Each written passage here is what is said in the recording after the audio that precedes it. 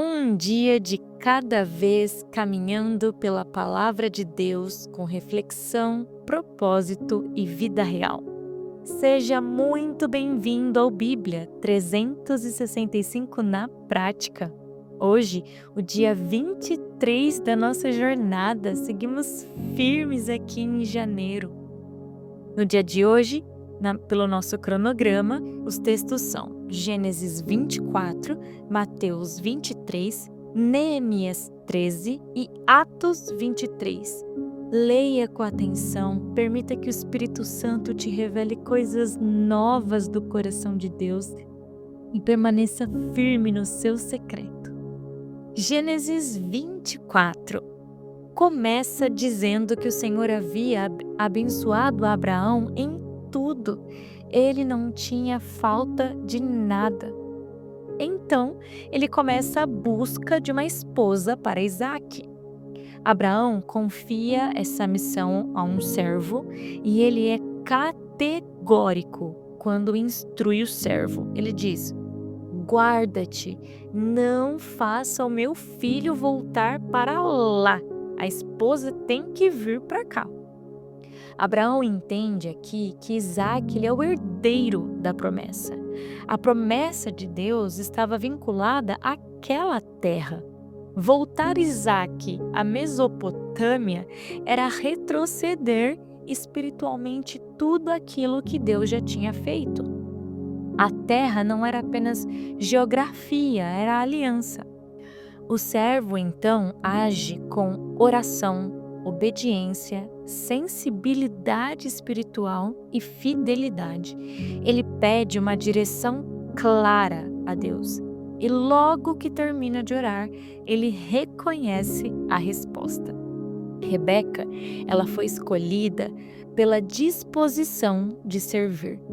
E ao sair, a mãe dela abençoa ela para ela ser mãe de milhares de milhares.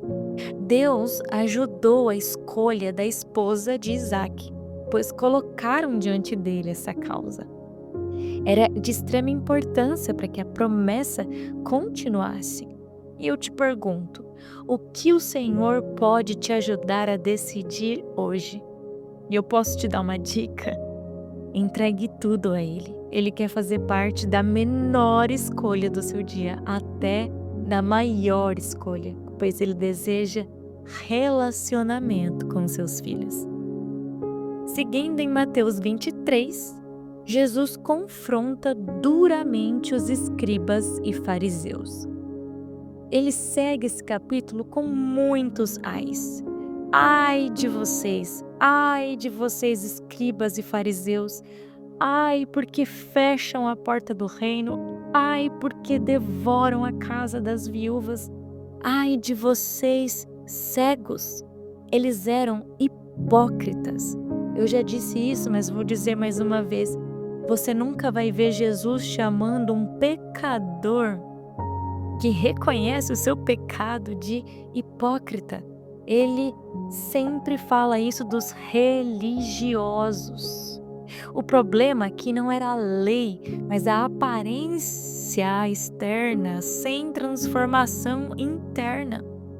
Jesus aqui ele está denunciando a religiosidade exibida.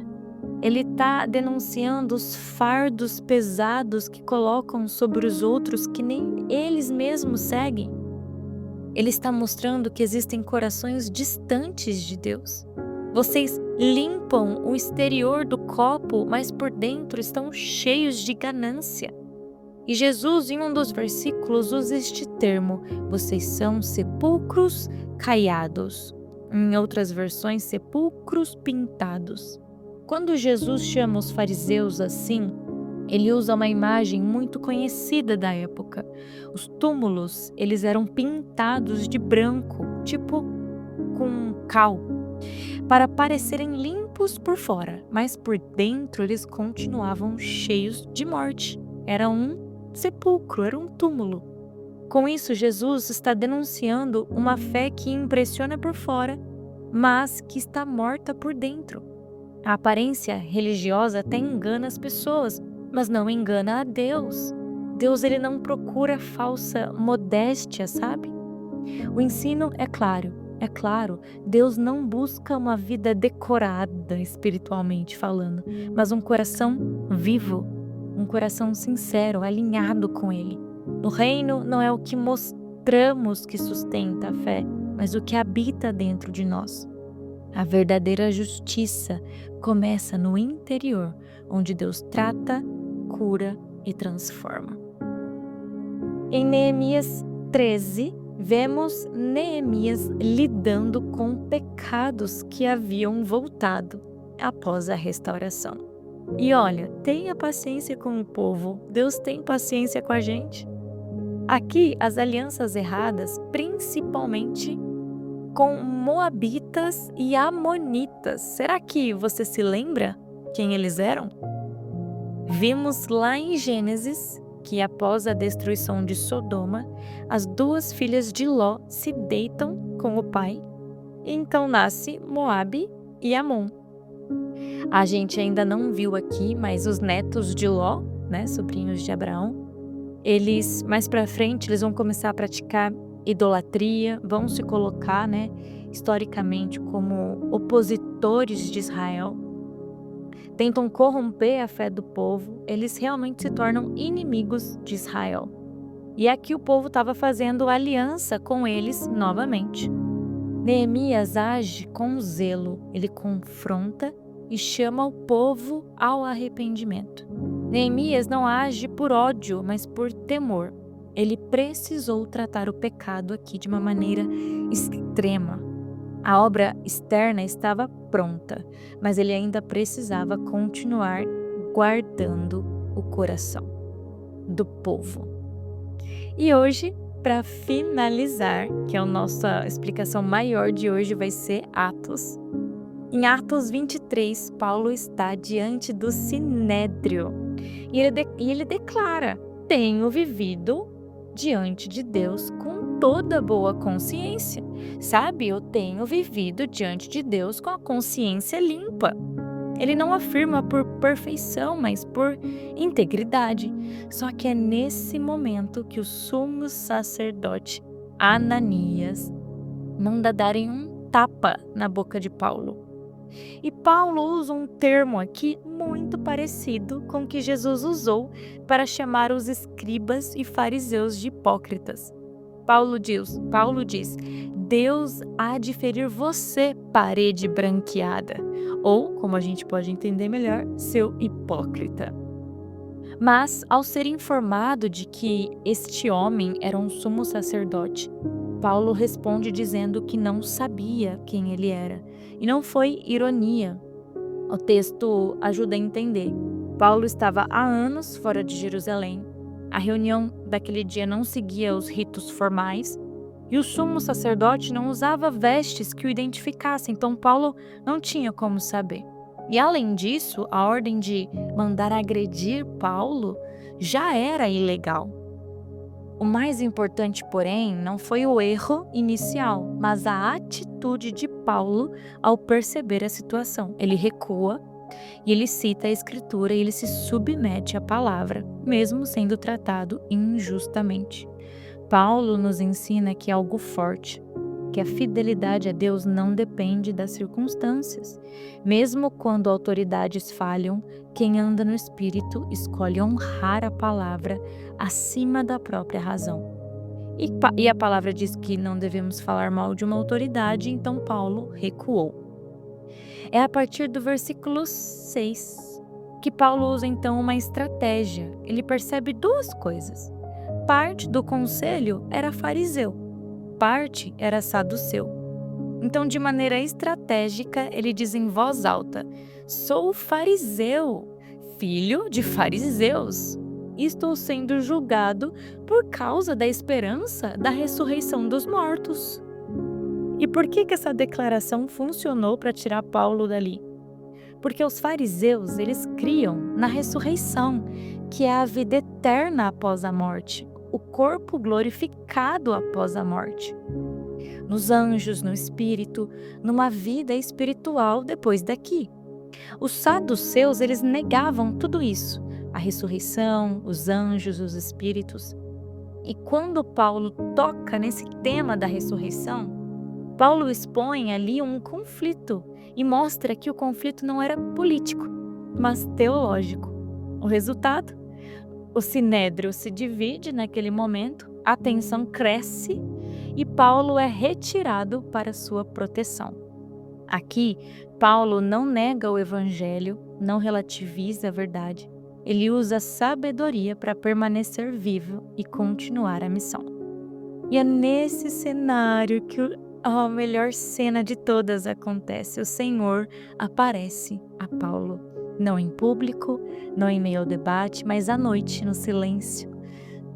Jesus não vem para repreendê-lo, vem para encorajá-lo. A palavra diz que Jesus, o Senhor, se colocou ao lado de Paulo. Você pode imaginar isso de verdade? O que eram as lutas perto disso? Do próprio Senhor se colocando ao seu lado.